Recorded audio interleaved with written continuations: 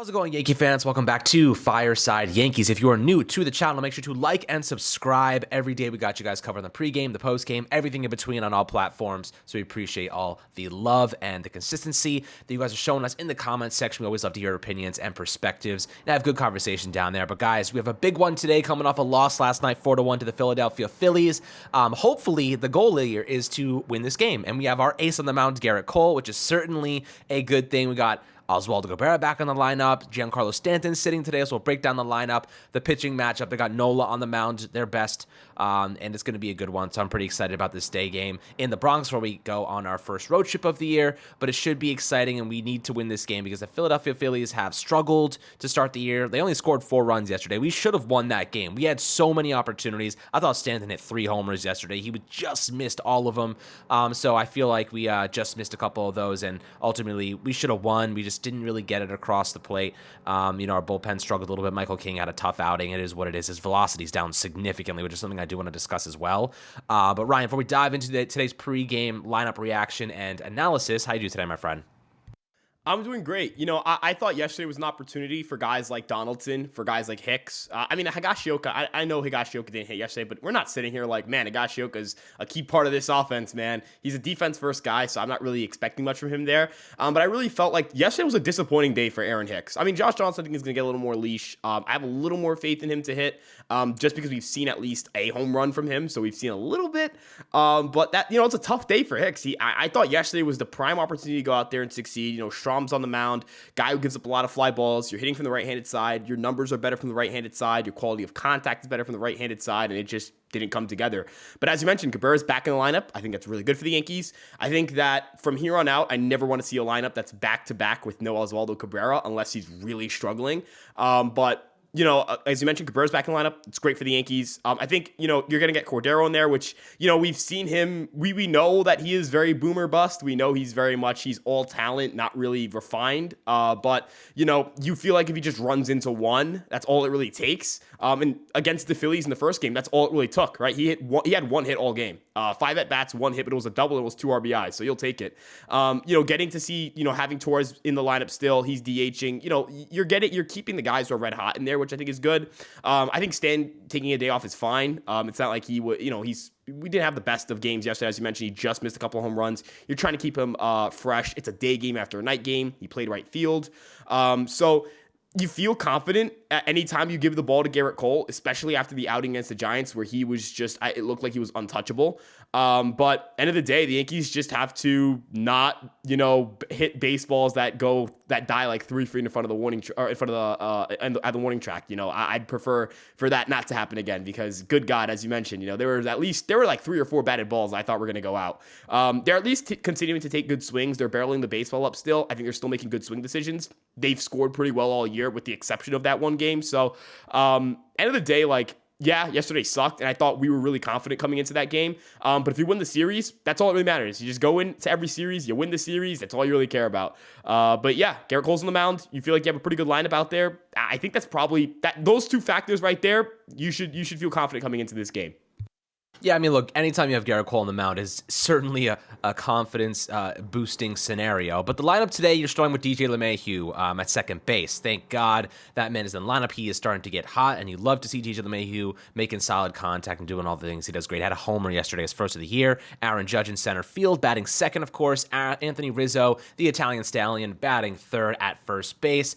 Gleyber Torres hitting cleanup today. He's DHing. Gleyber Torres has been pretty good this season. He's been on base 9 times in his last 3 games. He is doing really well. Defensively, obviously fantastic, but he is in the DH spot today with Giancarlo Stanton getting the day off. Josh Donaldson, who has started this season as poor as it may come. He's hitting below 200 and has a below 20% on base rate. It is unfortunate. Josh Donaldson continues to stink, but he is batting 5th nonetheless, so we hope he has a good game. Oswaldo Cabrera, we found Waldo. He's back in the lineup, batting number 6 today and manning the left field position as a switch hitter against Nola. This is definitely a guy who we are very excited about. The Energizer Bunny of the Yankees, number 7, Franchy Cordero, someone they picked up off the street several days ago, had a really great spring training, had an RBI double a couple days ago.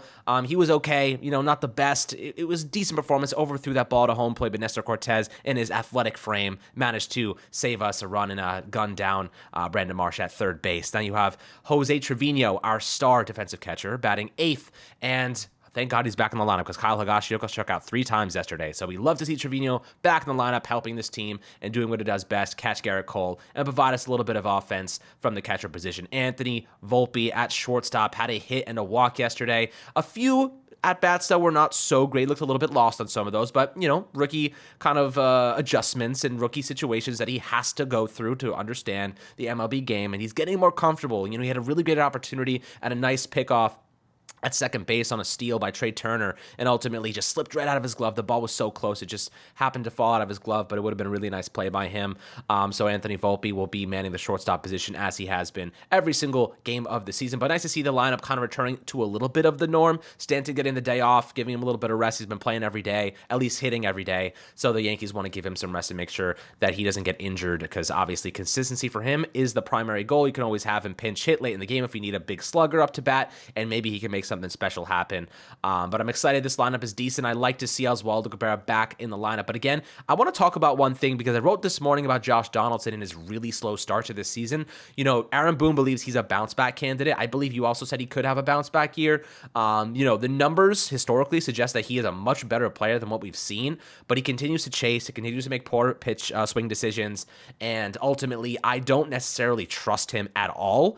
And for a player making $25 million, he's got to produce more. I think those numbers will improve. I think he will end up with a decent stat line this year. Defensively, he's definitely a lot better than he is right now offensively. But there's an argument to make that if he continues to struggle, maybe DJ LeMahieu takes over on the hot corner. Maybe Gleyber Torres plays second base more regularly. And maybe that's like kind of the primary lineup they run out every day. But so far, Josh Donaldson's hitting like 188 or something like that, 166, the 188 OBP. He has a homer on the year, but otherwise, he has not looked good. He's been striking out. I think he's a 37.5% strikeout rate. So he's been pretty bad, to be quite honest, aside from that one home run. What are your thoughts on Josh so far? And if he continues to struggle, the sample size is small, so obviously I'm not going to sit here and say like he should be benched right now. But if, the sample size gets bigger and bigger and bigger and he continues to suck, what do you do? Yeah, so a couple of the issues here. I mean, he's been barreling the baseball, but it's, again, small sample size, 9 batted balls, 2 barrels. I mean, I'm not going to draw conclusions from that. But, the issue, as you mentioned, he's still striking out at an astronomical clip. Is he swinging outside of the zone a little bit less? Sure, but it's not by enough of a margin for us to call it progress. He did get off to a really slow start last year as well, and then he picked it up a little bit, and then he got hurt, and it just went south from there, and it was bad. It snowballed. But the Yankees have a shorter leash with Josh Donaldson. I think Hicks's leash was shorter than Donaldson's just because Cabrera's an immediate replacement for Hicks. And there isn't an immediate replacement for Donaldson. I guess you could argue that's LeMahieu, but I think the Yankees like having LeMahieu as a rover and just playing him around the infield. I don't think they trust that LeMahieu's going to be healthy for 162 games, and I think that's a fair assessment to make. They haven't tried Peraza or Volpe at third base. I'm pretty sure there was a comment about Peraza specifically playing just shortstop in AA and AAA and just second base. So, at the end of the day, they're going to give Donaldson some run. I think it's about a month or two, right? It depends, right? If he's like really bad, like if he's this bad for the month of April, I think he gets DFA'd. If he's a 100 WRC plus hitter by the end of April, that means he probably got off to he probably heated up a little bit to get these numbers up to league average, and I think that would give him about another month of leash. It also depends on what guys like Chaparro or Peraza are doing down there. I know Chaparro and Peraza have gotten off to a little bit of a slow start at AAA, but again, it's smaller sample size, so you're kind of hoping that those guys pick it up. Donaldson's the biggest X factor here for this Yankees team, right? You feel like there were things in spring training to like. You feel like there was momentum, and it's kind of taken a step back, right? It feels it's not to the same level as Hicks, where I genuinely feel like not a single fan in the stadium is rooting for Aaron Hicks to succeed. But it's getting to the point where it's not going to be, it's an upward hill battle for Donaldson. I really don't know how else to put it, because, end of the day, we want results. This is the World Series team that's trying to win the World Series. It's a team that's trying to make the postseason. They don't have time to try to redeem an investment on a guy who's going to be a free agent after this year. And the Yankees are most likely not signing Josh Donaldson, regardless of the season he has, because he's 37, right? So I think the leash is shorter. It's longer than Aaron Hicks's, but I don't think it's long enough to keep him, to say that he's going to be guaranteed on this team in June. So he's got to pick it up now. And I mean now, because the fans are going to turn on him just as quickly as they turn on Aaron Hicks. Hicks is out of the lineup today. So the one guy that they're going to start targeting if he has a bad day or if the Yankees don't score, is Josh Donaldson, right? We saw this with Gallo last year where once Gallo left, all the heads turned to Donaldson and Hicks, specifically Hicks. But, once that one guy who's performing really bad leaves, the next guy up is the guy who gets tortured by the fan base. So Donaldson, I think he knows, his feet's at the fire. The pressure's mounting. Yeah, once we all forget about Aaron Hicks and he gets buried, Josh Donaldson's next up to bat, pun intended. He is going to get the boo birds. And right now, we're all distracted by Hicks sucking and all the narratives around him and his comments. That Donaldson's poor start to the season has really gone under the table. And that's kind of something that we should be aware of, because if, like you said, his leash shouldn't be that long. He has 1 year left on his deal. It's not like he has 3 years, $30 million left, but he has 1 year, $25 million. So it is a scenario where he has no trade value, right? Donaldson objectively has no trade value. No one wants him unless you're paying someone to take him. Yes, he could be a starting third baseman, but offensively he's shot. He's done. At least based on his 2022 numbers. Hopefully he can kind of resurrect his season this year and offer some value, because that would be the best case scenario. We want Donaldson to be great. This is never a scenario where we want any Yankee player to struggle. We want them all to produce, because that means we're winning games. And Donaldson in the number 5 spot has been more of a liability. So theoretically speaking, I would even put Gleyber Torres on a regular day. I put Gleyber Torres in the number 5 spot, and move Donaldson to number 6.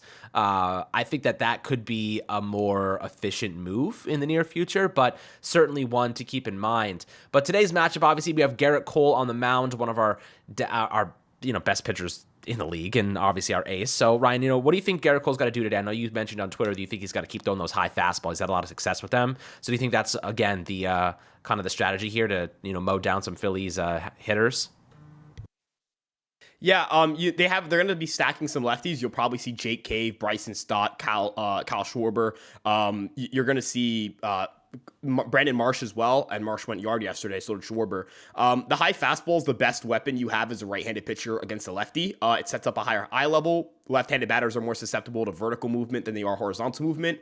And end of the day, you look at Aaron Nola. The Yankees have seen Aaron Nola quite a bit in spring training. Volpe has a pretty good track record against Nola in spring training, and the Yankees have seen him a decent bit in the regular season as well. And they've had some decent showings against him. Not saying that Nola's going to go out there and get shelled. Nola's a really damn good pitcher, and that man's going to get paid in the offseason.